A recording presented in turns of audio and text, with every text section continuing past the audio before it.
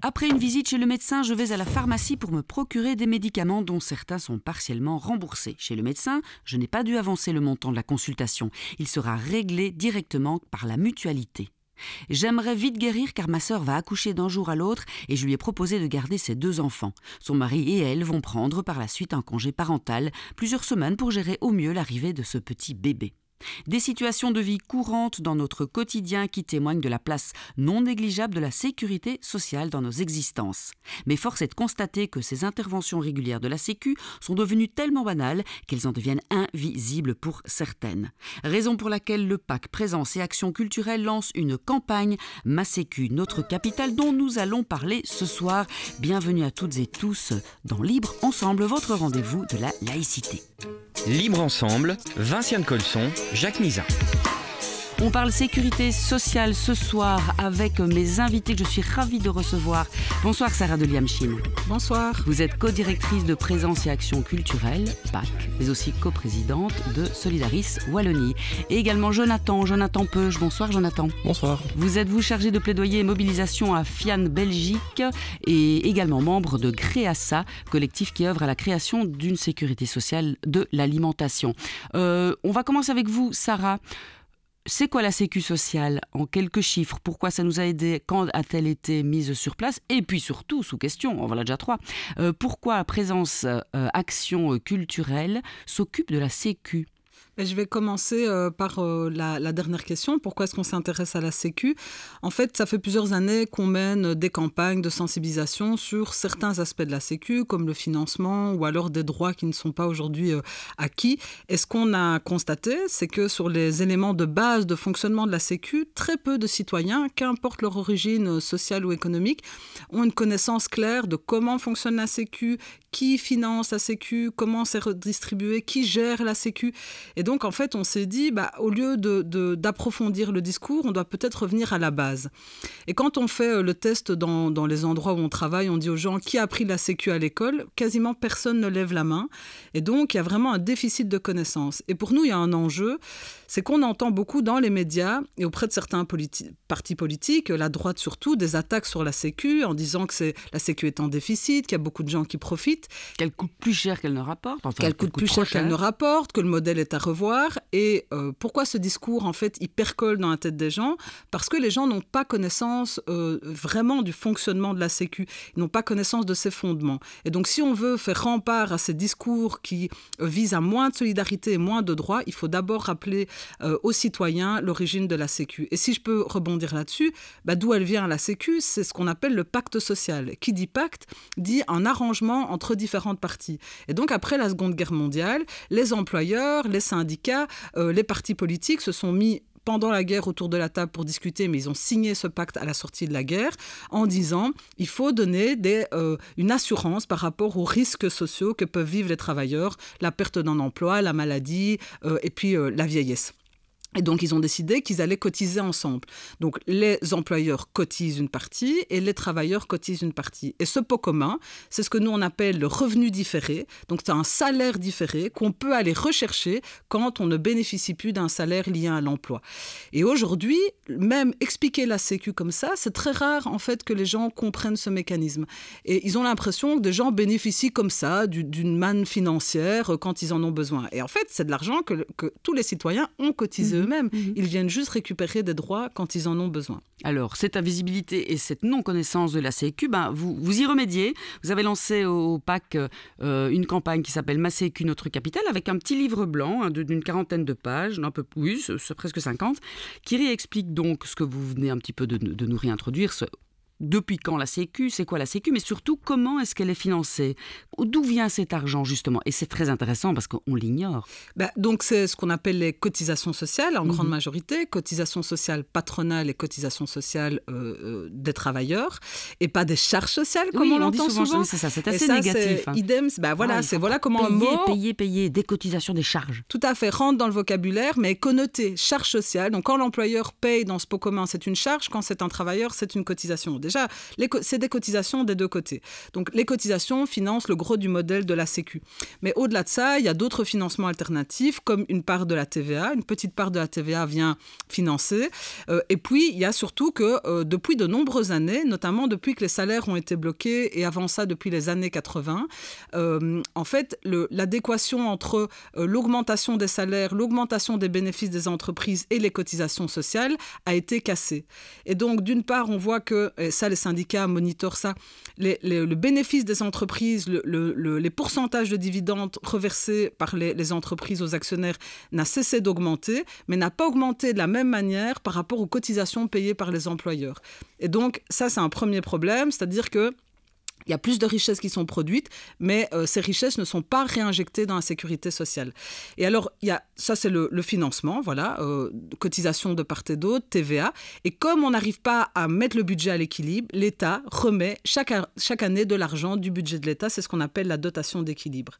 Et en fait, si les employeurs mettaient suffisamment dans le pot commun et ne bénéficiaient pas de toute une série de mécanismes qui diminuent les cotisations des employeurs, mais aussi des employés d'une certaine manière, l'équilibre de la Sécu serait atteint. On a créé... C'est pour ça qu'on dit que ça coûte cher. Tout à fait. Et en fait, on a organisé le définancement de la Sécu avec toute une série d'allègements sur les cotisations, avec des flexi-jobs aujourd'hui, pour lesquels on peut gagner jusqu'à 6 000 € par an sans cotisation, avec tout ce qu'on appelle les plans cafétéria. Donc, c'est les chèques repas, les allocations familiales différées, toute une série de régimes liés aux entreprises et en fait, sur lesquels les travailleurs ne payent pas de cotisation et les employeurs ne payent pas de cotisation. Donc, quand je reçois un smartphone, un ordinateur, une voiture de société, les fameuses voitures de société. Tout à fait. Les voitures de société, c'est un bon exemple. En fait, les voitures de société, c'est au lieu d'augmenter le salaire de la personne et que du coup, il y ait des cotisations employeurs et employés dessus, on va donner une voiture. Sauf que sur cette voiture, il n'y a pas ou presque pas de cotisation qui est prélevée. En tout cas, pas du tout sur la valeur de la voiture. Et on estime par an que c'est 2 à 4 milliards que l'État perd en cotisation et en impôts. Et donc, cet argent-là, il ne rentre pas dans les caisses de la Sécu. Or, on sait par ailleurs que les voitures salaires, ce n'est pas les aides familiales, ce n'est pas les infirmières et ce n'est pas les travailleuses de chez Deleuze qui en bénéficient. Donc, il y a une catégorie de travailleurs qui bénéficient d'avantages. C'est souvent les catégories les plus élevées. Et sur ces avantages, il n'y a pas de cotisation. Pourtant, ces personnes, quand elles vont tomber malades, quand elles vont arriver à la pension... Voilà, j'allais vous demander, elles vont aller quand même chercher. Donc, je reçois ma voiture, ça me fait économiser beaucoup d'argent. Ça coûte cher une voiture. Souvent, c'est associé à une carte d'essence. Tout à fait. Ça coûte beaucoup. Donc, sur un an, j'économise beaucoup. Mais ma voiture n'a pas, effectivement, comme vous dites, permis de mettre dans le pot commun de la Sécu sociale. Du coup, si la Sécu est moins bonne, moi, si je tombe en congé maladie, enfin en tout cas en maladie l'année suivante... vous ne serez pas impacté individuellement, c'est-à-dire que c'est le pot commun global qui est sous-alimenté. Mais qu'est-ce qu'on constate depuis des années ? Il y a une dizaine d'années, on a commencé à attaquer les allocataires du chômage. Tout le monde disait, il y a trop de chômeurs, il y a trop de chômeurs. Donc on a commencé à diminuer les droits du chômage. On a exclu certaines catégories. Maintenant, on dit, certains partis politiques disent, on va réduire les allocations à 2 ans dans le temps. C'est des changements drastiques en matière de sécurité sociale. Aujourd'hui, c'est les malades.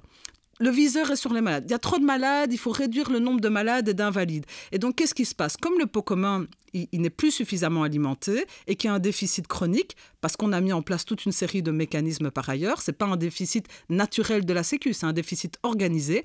Maintenant, on est en train de réduire les droits de certains allocataires. Ça a été le cas avec les chômeurs et maintenant, c'est le cas avec les malades. On stigmatise ces personnes alors qu'elles ont cotisé et qu'elles devraient recevoir ce à quoi elles ont droit une fois qu'elles en ont besoin. Donc, tout ça, effectivement, on l'ignore. Et job étudiant, ici, vous parlez de flexi-job, mais les jobs étudiants, c'est super chouette pour nos jeunes. Néanmoins, à nouveau, beaucoup en profitent pour n'engager que des étudiants et donc ne pas payer de cotisation. Je parle des employeurs. Et du coup, d'empêcher des travailleurs chômeurs longue durée aussi de ne pas retrouver un emploi. Tout à fait. Et dans certains secteurs, c'est vraiment interpellant. On a tous en tête ce qui s'est passé avec Deleuze. Et ce qu'on voit, c'est notamment dans des structures comme des franchisés, dans la grande distribution, le nombre d'étudiants explose. Et donc, on recourt à ces contrats étudiants sur lesquels il n'y a pas de cotisation. Ça empêche des gens de retrouver un bon emploi par ailleurs. Et aussi, ça diminue de nouveau les cotisations qui sont mises dans le pot de commun.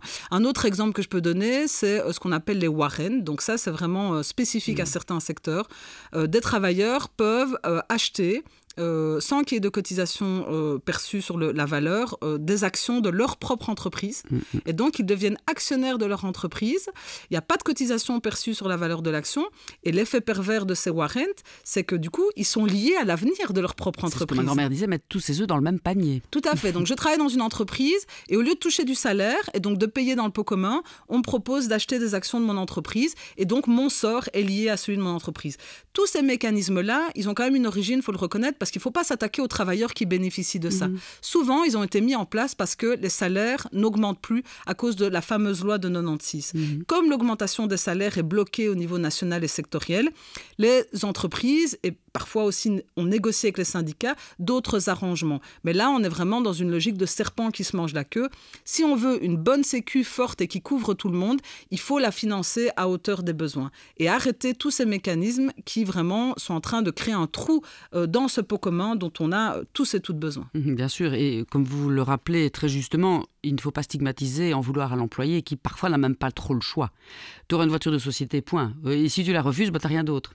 Oui, et il faut aussi reconnaître que c'est aujourd'hui des politiques salariales très très installées, donc revenir en arrière ne va pas être simple, et le politique n'est pas très enclin à prendre des mesures. La voiture salaire, c'est vraiment un sujet très difficile politiquement, parce qu'évidemment, c'est se mettre à dos toute une série de personnes qui se disent « oui, mais moi, ça veut dire que je dois remettre 500 € pour me payer une voiture ». Mais ces personnes-là, ce dont il faut, c'est le travail que nous on mène chez PAC, il faut leur faire prendre conscience que la voiture qu'elles ont maintenant, c'est des droits qu'elles vont perdre plus tard. C'est peut-être un accès à la pension qui est retardé. Aujourd'hui, on prend sa pension à 67 ans.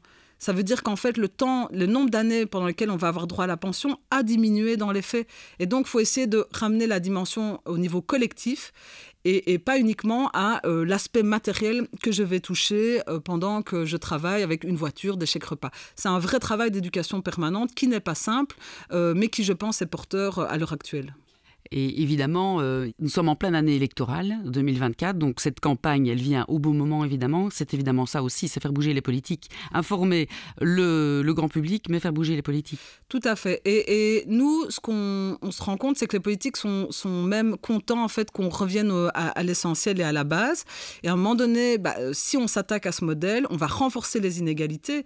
Et il ne faut jamais oublier que la plupart des gens, ils auront tous, à un moment donné, besoin de cette sécurité sociale.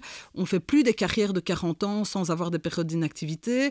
Le nombre de maladies de longue durée ne cesse d'exploser parce que les gens vivent des réalités difficiles. Et donc, on a intérêt à garder une sécu qui est forte. Je terminerai peut-être en disant que ce qu'on constate aussi, c'est que les citoyens, en fait, une fois qu'on leur fait cette démonstration, ils ont tout compris, quoi. C'est pas si compliqué que ça. C'est juste qu'on a Je trop confirme, longtemps, à la lecture du petit livre blanc. On a trop fait l'économie en fait de rappeler les bases et on donne trop d'espace à des discours qu'on peut qualifier de populistes de droite qui visent tout le temps les mêmes populations comme étant coupables d'eux, alors que c'est pas du tout. À l'envie, c'est trop cher, ça coûte trop cher, la sécu, ça te coûte trop cher. Évidemment, on a tendance à y croire. Vous proposez au PAC, Sarah, et d'autres d'ailleurs, une ouverture sur la sécurité sociale de demain, avec une sécurité sociale notamment du logement et de l'alimentation. C'est pour ça que Jonathan est notre second invité. Pourquoi proposer d'autres pistes pour demain ? En fait, on voulait à la fois défendre le modèle de la sécurité sociale, faire un travail pédagogique, mais pour nous, au PAC, c'est important aussi de donner un horizon politique. Je pense que les gens aujourd'hui, être uniquement dans la défense, ça ne leur correspond plus. Et donc, on a voulu se dire, il y a d'autres risques sociaux aujourd'hui qui ne sont pas couverts par la Sécu, comme le logement, comme l'alimentation. Et on s'est dit, il faut aussi dire, OK, il faut renforcer le modèle, mais il faut aussi le faire évoluer pour atteindre d'autres objectifs. Et c'est vrai qu'il y a pas mal de gens qui travaillent sur ces questions. Et on a voulu souligner quelques initiatives qui nous semblaient vraiment pertinentes et s'inscrire dans notre vision d'une société éco-socialiste. Jonathan Peuch, vous êtes donc chargé de plaidoyer mobilisation à FIAN Belgium. C'est quoi FIAN, en quelques mots? Expliquez-nous. FIAN, c'est une ONG qui défend le droit à l'alimentation. On existe depuis 1986 et on est une section nationale d'une ONG internationale qui agit pour en fait promouvoir le droit humain à l'alimentation, mais tous les droits humains sont interconnectés et interdépendants.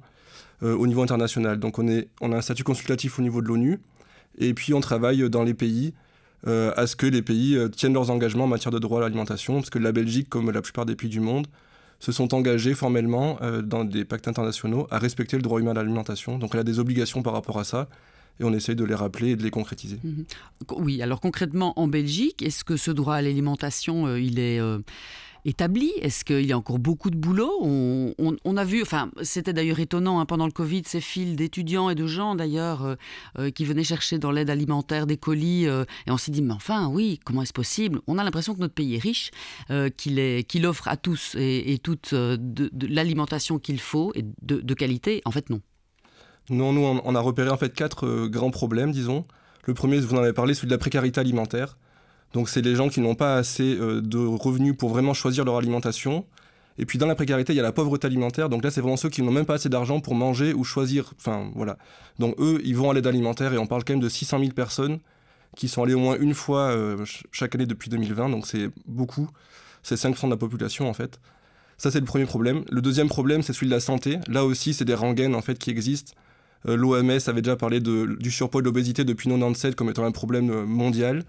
Donc les maladies chroniques liées à l'alimentation sont énormes. C'est entre 11 et 14% des décès chaque année en Belgique. Donc c'est un peu plus de 10 000 personnes qui meurent de ça. C'est énorme en fait. Et là, pareil, très difficile d'agir, de réguler, etc. Troisième problème, c'est le lien entre alimentation et environnement. Là, ça passe plutôt par l'agriculture. Mais donc l'alimentation a un effet, c'est 30% des gaz à effet de serre. C'est vraiment beaucoup. Et c'est un des secteurs qui jusque-là a toujours été mis à l'écart des accords internationaux, notamment dans les COP. Je ne sais plus ce que veut dire COP, mais parce que je pense que le poids des lobbies de l'agro-industrie est vraiment énorme. Et on parle beaucoup des voitures et c'est un énorme problème, des avions, etc. Mais l'alimentation, c'est 30%, donc c'est beaucoup plus que l'avion, par exemple. Oui. Et on n'y pense pas du tout. C'est des effets à la fois au niveau du modèle agricole, c'est des effets dans les transports internationaux, et puis le gaspillage, quoi, qui est aussi énorme et qui compte beaucoup. Il y a aussi les aspects biodiversité, les pesticides qui ont diminué, c'est une étude du WWF, mais de 70% de la biodiversité au niveau mondial, c'est énorme. Et pareil, l'utilisation de l'eau. Difficile de dire combien ça coûte une rivière polluée, une rivière qu'on ne peut plus boire, combien ça coûte, c'est très difficile à estimer. Et voilà, c'est un problème majeur. Et le quatrième problème, c'est ce qu'on appelle... Enfin, en tout cas, c'est ce problème qui a été bien mis en avant par les mouvements agricoles dernièrement. C'est le fait que le système agricole, en fait, ne rapporte pas, que les prix alimentaires sont en dessous des prix de production. Donc, tous les agriculteurs produisent, en fait, à perte. Et c'est la politique agricole commune, donc c'est de l'argent public qui vient pour compenser ces prix-là. Mais ça en fait, ça évite... Les marchés sont complètement dysfonctionnels, en fait. Les prix ne correspondent pas à ce que ça coûte. Et peut-être pour conclure sur ces 4 problèmes, en gros, on essaye de les estimer de manière économique parce qu'il y a le problème moral qui est énorme, mais politiquement, c'est pas toujours entendable. Par contre, le problème économique, ça marche assez bien. Et donc là, maintenant, la FAO, donc la Food and Agriculture Organization, donc l'agence de l'ONU qui s'occupe de l'alimentation, estime que pour la Belgique seulement, c'est 34 milliards d'euros qui, chaque année, sont dépensés pour compenser en fait, les impacts négatifs de l'alimentation industrielle. 34 milliards d'euros, c'est vraiment énorme. C'est plus ou moins le budget en fait, de la sécurité sociale, de la santé, qui en gros est à 40 milliards. C'est des chiffres colossaux, c'est en fait presque de l'aide indirecte à l'alimentation industrielle. Et ça doit vraiment pousser en fait, l'État et puis les citoyens aussi à se dire, pour la sécurité sociale, on peut avoir une sécurité sociale rentable en augmentant les cotisations. On peut aussi avoir une sécurité sociale qui va prévenir les risques, qui va, au lieu d'attendre qu'on soit malade avec un diabète pour se faire rembourser, qui va peut-être essayer de faciliter l'accès à une alimentation de qualité pour que les gens, ne soient tout simplement pas malades. Et donc à long terme, ça c'est des économies pour l'État, pour la sécurité sociale qui sont colossaux. Et donc nous, la sécurité sociale de l'alimentation, c'est dans cette perspective-là qu'on l'inscrit. Et ce n'est pas Sarah de Liamshin, coprésidente de Solidaris, qui me contredira. Mais concrètement, c'est quoi une sécurité sociale de l'alimentation? On recevrait quoi? Comment ça s'organiserait? Donc en fait, c'était très bien de prendre la parole après Sarah Liamshin, parce que du coup, le topo sur la sécurité sociale a été hyper bien posé, mieux que je l'aurais fait. Mais donc nous, l'idée, c'est de... comme on a pu réaliser le droit à la santé, le droit aux pensions, s'inspirer des principes de la sécurité sociale pour l'appliquer à l'alimentation. Donc pour nous, ça veut dire, en gros, il y a 3 piliers qu'on retient et qu'on adapte. Donc le premier, c'est l'universalité, l'idée que tout le monde doit avoir accès au même niveau de service. Bon là, je rentre pas dans les nuances, mais donc cette universalité-là, elle se concrétise pour nous par une carte, en fait, une carte qu'on recevrait chaque mois sur le modèle des chèques des chèques repas ou d'une carte banque contact, peu importe, avec laquelle, lorsqu'on irait faire les courses, on ne pourrait acheter que des produits alimentaires et surtout que des produits alimentaires qui répondraient à certains critères. Proximité, bio, des choses comme ça. Alors c'est le deuxième pilier, c'est comment est-ce qu'on va définir ces critères-là. On appelle ça le conventionnement, c'est le terme un peu barbare, mais ça vient de la sécurité sociale. Comme il y a des médicaments conventionnés, il y a des médecins conventionnés. Voilà. Mais là, il y aurait de l'alimentation conventionnée. Donc nous, on dit deux choses. D'abord, il faudrait que ça soit défini démocratiquement avec un maximum de personnes. Ceci dit, nous, dans le CREASA, on est quand même plus de 70 organisations, 200 personnes. Rappelez ce que c'est CREASA. CREASA, le collectif de réflexion et d'action sur la sécurité sociale de l'alimentation. On existe depuis 3 ans et on co-construit, on réfléchit autour de comment pourrait être cette branche. On n'a pas toutes les réponses, on réfléchit vraiment ensemble. Et donc, à notre niveau, on fait cette démocratie alimentaire. On est arrivé à 4 critères, mais les réflexions sont toujours en cours, qui sont circuit court, protection de l'environnement, prix juste, notamment rémunération des producteurs, mais aussi respect du droit social dans toute la chaîne, parce qu'on sait que pour avoir des prix bas, une des meilleures solutions, c'est de ne pas payer les gens. Et le 4e critère, c'est l'exclusion des produits ultra transformés. Donc on a ces 4 critères-là qui, d'après nous, devraient pouvoir sélectionner les aliments qu'on pourrait acheter ou pas avec la carte. D'accord. Et donc le dernier critère, le dernier pilier, c'est l'idée de financement proportionnel aux revenus. Là, c'est la sécu classique. En fonction de nos revenus, on participe à un pot commun. Nous, idéalement, dans nos rêves les plus fous, on aimerait bien taxer un peu plus le capital et moins le travail, mais ça ne dépend pas forcément de nous. Mais du coup, il y a ce pot commun-là. Plus on est riche, plus on a cotisé. Mais tout le monde a le même service, la même carte. Je ne sais plus si je l'ai dit, mais sur cette carte, on aurait entre 50 et 150 euros par mois pour acheter à manger, ce qui est quand même un revenu assez conséquent. C'est aussi un budget, mais il faut trouver l'équilibre entre un montant qui va réellement faire changer nos comportements alimentaires. Donc on se dit, moins que 50 euros, ça n'a pas vraiment de sens. Par contre, il faut aussi le financer. Et il faut aussi qu'il y ait une offre qui puisse correspondre. Oui. Parce que là, on ne s'en rend pas forcément compte, mais 150 euros par mois et par personne en Belgique, ça correspond plus ou moins à 18 milliards d'euros par an. C'est vraiment beaucoup. Ça correspond à un montant à peu près normal pour une branche de la sécurité sociale, mais c'est beaucoup parce qu'on n'a pas d'offre, je vous ai dit les critères, un circuit court, etc. On n'a pas de production d'entreprises, de paysans en quantité suffisante. Oui. Donc c'est tout l'enjeu de comment est-ce qu'on finance cette transition de l'agroécologie, transition des systèmes alimentaires. Là, avec ça, on aurait une demande formalisée par les cartes des citoyens qui irait en fait subsidier, investir dans les bonnes filières. Et alors, quel est le bon montant que l'offre peut absorber ? Ça, c'est vraiment une question qu'on essaye de travailler et qui est maintenant sur la table chez nous. Pour vous donner des ordres d'idées, on dépense après en Belgique 1 milliard d'euros par an en produits biologiques. Donc on pourrait commencer par peut-être multiplier par 2 cette somme-là. Et puis à l'opposé du spectre, on dépense chaque année en Belgique 30 milliards d'euros en produits alimentaires, en achats alimentaires. Enfin, les ménages dépensent ce montant-là. C'est énorme. Nos factures d'alimentation sont de plus en plus importantes. Oui, donc il faudrait une véritable concurrence à l'industrie alimentaire, à la grande distribution, à la malbouffe entre guillemets, mais il faut que les producteurs suivent, évidemment. Ouais, c'est ça. Et les aider, les financer. Mais pour l'instant, on est dans un piège en disant, en gros, les prix alimentaires sont trop élevés pour les gens. C'est normal qu'ils n'achètent pas. Il y a l'inflation, etc. Ça se comprend très bien. Mais d'un autre côté, alors quelle est la solution ? On demanderait aux producteurs de vendre encore plus cher, sachant qu'ils sont déjà tous en déficit, peu rentables, etc. Donc en fait, on doit sortir de cette logique-là, et c'est bien pour ça qu'on s'appuie sur la sécurité sociale en disant, c'est un problème social, j'ai parlé des 34 milliards de coûts cachés, on a tous à gagner en tant que société, à avoir une meilleure santé liée à l'alimentation, un environnement mieux protégé, et puis des agriculteurs en fait, qui sont heureux de travailler, en fait ça serait quelque chose qui serait vraiment bien. On a tous à y gagner, donc allons chercher l'argent, pas chez les producteurs, pas chez les consommateurs, mais dans ce pot commun sociétal dans lequel tout le monde contribuerait et qui viendrait en fait compenser la qualité. Aujourd'hui, si les gens choisissent de manger des produits de mauvaise qualité, il y a un côté du choix, mais il y a vraiment une offre alimentaire qui va nous pousser à aller sur les produits de malbouffe. Ils sont plus nombreux, plus géographiquement accessibles. Les magasins de grande distribution de ce genre de produits sont partout, tandis que les petits magasins bio, pas tout à fait, et plus chers aussi, en tout cas c'est l'image qu'on en a. Oui, c'est ça, donc c'est plus d'efforts ou plus d'argent. Un des deux. Mais quoi qu'il arrive, c'est pas du tout l'option qui vient la plus simplement.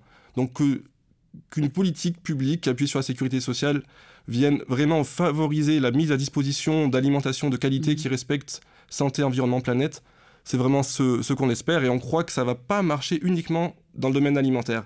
Il faut considérer l'alimentation comme un sujet systémique qui va transcender les secteurs. Donc j'ai parlé pauvreté, santé, environnement, production. C'est quand on met les 4 secteurs ensemble qu'on voit vraiment les avantages qu'on a de tous les côtés. On va y gagner de partout. Mais alors là, ça veut dire sortir de cette image sectorielle où l'agriculteur devrait définir l'alimentation et puis la santé devrait définir ce qui est bon pour manger Et puis, enfin voilà, vous avez compris. Il faut vraiment avoir cette vision systémique-là. C'est celle qui justifie, en fait, d'engager autant d'argent. Parce qu'on aura des résultats qui seront vraiment impressionnants. Enfin, pour moi, dans ces cas-là, c'est vraiment de l'investissement, en fait, dans le futur, la sécurité sociale, pensée comme ça. Sarah de Liamchi, une vision systémique, comme le dit Jonathan Peuch, et surtout en intégrant tous ceux qu'on oublie, ceux qui passent par les trous de la raquette, comme on dit, tous ceux qui ne savent pas, qui ne connaissent pas leurs droits, hein, le non-recours aux droits, informer tous ces gens-là qu'il y a d'autres solutions que d'aller chercher son alimentation dans des grandes surfaces et de mauvais produits. Tout à fait, parce que nous, on voulait évidemment pointer de nouveaux risques aujourd'hui pour lesquels collectivement on n'a pas de réponse. Hein. On pourrait aussi parler du logement. Mais ce qu'on veut aussi dire au PAC, c'est qu'il y a déjà des gens qui devraient être couverts par certains droits et qui sont mal couverts. Je prends 2 exemples. Le statut de cohabitant. Quand on touche des allocations de chômage et que son conjoint a un revenu, ou quand on est bénéficiaire des allocations d'intégration du CPAS. Et j'ai encore d'autres exemples. Quand on demande une bourse d'études, on va prendre en compte les revenus de toutes les personnes du ménage. Donc, l'application du statut de cohabitant dans certaines branches de la Sécu et d'autres régimes fait que des gens, alors qu'ils auraient droit à un montant d'allocation, reçoivent moins.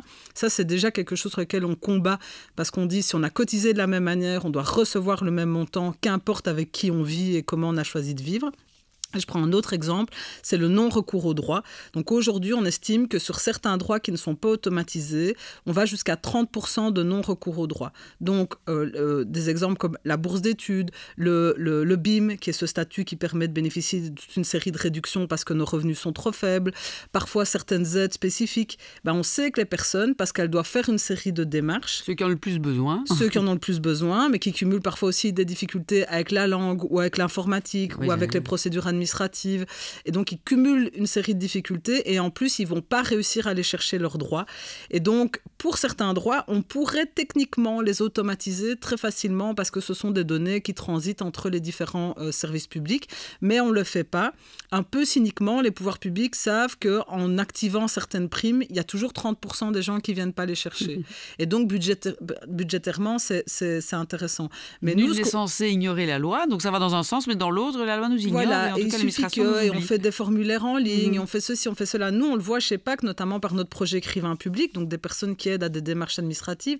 Le nombre de personnes pour qui toutes ces démarches sont vraiment... Rédiger un mail. Oui, rédiger un mail, prendre rendez-vous à la commune, remplir des formulaires, faire ceci, faire ça.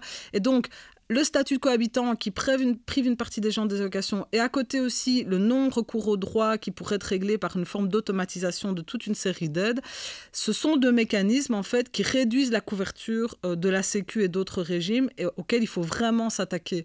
Et donc il faut à la fois penser à la Sécu de demain et aussi faire en sorte que la Sécu qu'on a aujourd'hui protège mieux des gens qui passent un peu entre les mailles du filet. Et j'aimerais quand même réagir à ce que dit Jonathan. Ce que je trouve très bien que la sécurité sociale d'alimentation, c'est la question de la dignité. Les personnes qui recourent au colis alimentaire, on les met dans une posture où elles ne choisissent pas ni ce qu'elles mangent, ni ce qu'elles donnent à leurs enfants. Et c'est une posture qui, je pense, dans une société démocratique comme la nôtre, est extrêmement... indigne et irrespectueuse d'obliger les gens à se mettre sur des trottoirs, à faire la file pour recevoir de la nourriture. Choisir ce qu'on mange, quand on n'a jamais été confronté à ces colis alimentaires, ça nous semble évident que c'est la base en fait aussi de notre existence. Et donc la sécurité sociale et l'alimentation, c'est un droit de demain, mais c'est aussi ramener cette question de la dignité. Et je pense que c'est très important d'aussi l'amener comme ça, de dire les gens ont le droit de choisir ce qu'ils mangent. C'est pas parce qu'on a moins de moyens qu'on doit vivre avec moins de droits. Merci beaucoup Sarah de Liamchi. Cette émission touche à sa fin et on va juste rappeler comment se procurer ce petit livre blanc Ma Sécu, notre capital, mouvement éco-socialiste du PAC, Présence Action Culturelle, en ligne. En ligne sur notre site, vous tapez Présence Action Culturelle et c'est disponible en PDF et on peut même l'envoyer gratuitement par voie postale parce qu'on sait que tout le monde n'aime pas lire à l'écran. Bien sûr. Et si vous voulez poursuivre aussi la découverte vers la sécurité sociale de l'alimentation, Jonathan, FIAN Belgique, c'est fian.be. FIAN Belgique, oui, et on a aussi un site dédié qui s'appelle campagne-ssa.be sur lequel là on trouvera les vidéos, les documents qui permettent de rentrer dans le sujet rapidement. Voilà, pour poursuivre la réflexion. Merci beaucoup Jonathan Peuch, merci Sarah de Liamchi d'avoir été là avec nous ce soir. Merci à tous d'avoir choisi de nous écouter. On se donne rendez-vous la semaine prochaine pour un autre rendez-vous de la laïcité. Merci.